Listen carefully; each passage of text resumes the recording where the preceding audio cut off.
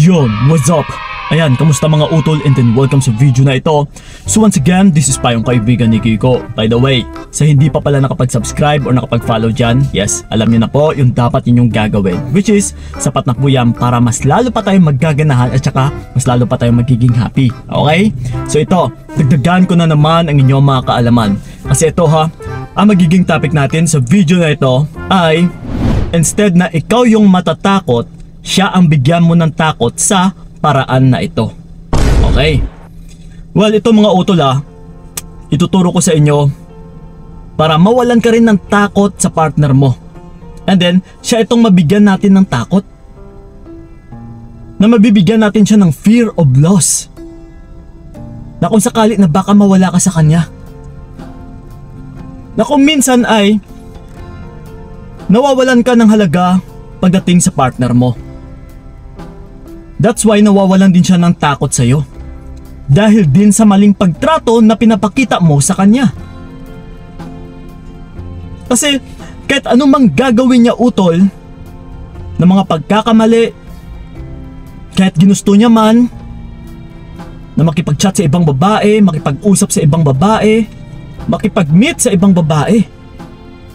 So ngayon, kung yung pagtrato mo is kahit alam mo na ganito yung mga pinaggagawa niya, and then still nandyan ka pa din, parang lalo mo lang siyang tinotolerate. Na isa lang din yung mabavalidate ng partner mong lalaki na kahit pala magloko siya, ay nandyan ka pa din. Walang nagbabago. Naggagawa niya pa rin yung kagustuhan niya. May iba na nga siyang babae, may kinakausap na nga siyang babae, pero pagdating naman sa'yo ay nandyan ka pa din. Nakakausap niya pa rin, nagagalaw niya pa din. Inaasikaso mo pa siya. Inaalagaan mo pa siya. So paano mo siya mabibigyan ng takot? Wala. Hindi mo siya nabibigyan ng takot sa pamamaraan na ito.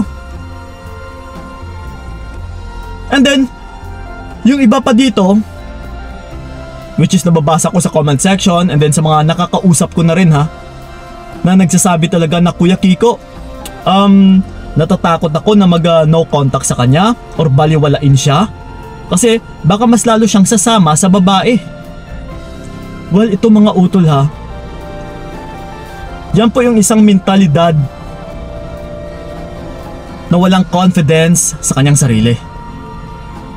Na hindi confident sa kung ano yung kaya mo. Sa kung ano yung klase na pagkatao na meron ka. Kasi kung sasama man siya sa ibang babae, ano ngayon? Dapat yung maiisip mo ay sige, tignan natin kung sino yung mawawalan. Kung sino yung tao na mawala sa kanya. Kasi kahit sabihin man natin na hindi ka na nagpaparamdam sa kanya, kasi ginagawa mo lang din naman ito utol dahil may rason ka. Dahil una sa lahat ay hindi rin siya nagpaparamdam sa'yo. Hindi ka niya kinikibo. Binabaliwala ka niya. Binabastos ka niya ng harap-harapan. Niloloko ka niya ng harap-harapan. Na kahit alam mo na nga is binabaliktad ka pa. So ngayon utol kung ano po yung nakikita at saka nararamdaman mo sa partner mong lalaki is yun na yung paniwalaan mo. Huwag ka nang makinig sa kanya. And then wag ka po talagang matakot na gawin yung no contact rule na umatras sa kanya.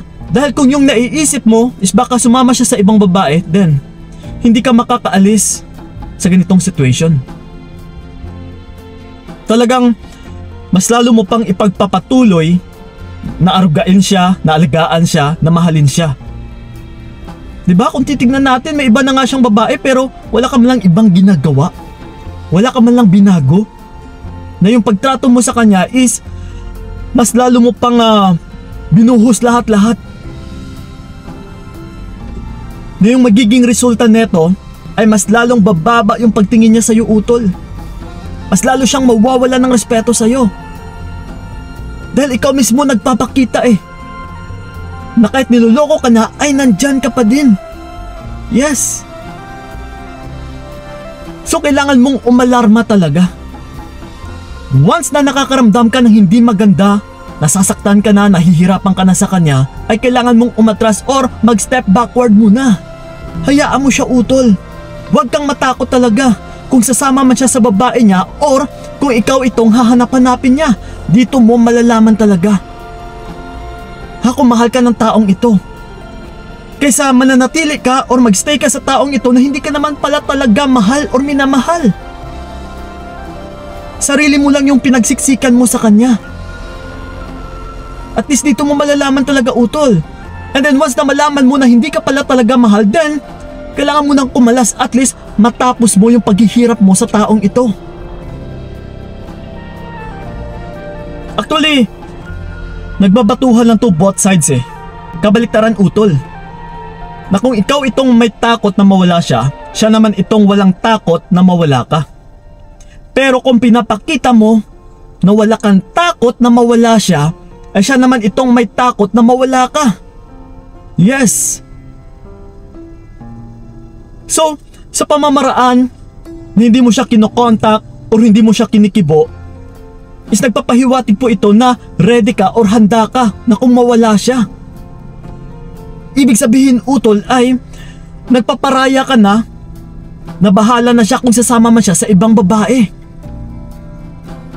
Na pinapahiwatig na rin natin dito na parang pinamimigay mo na rin siya, pinapipili mo na siya.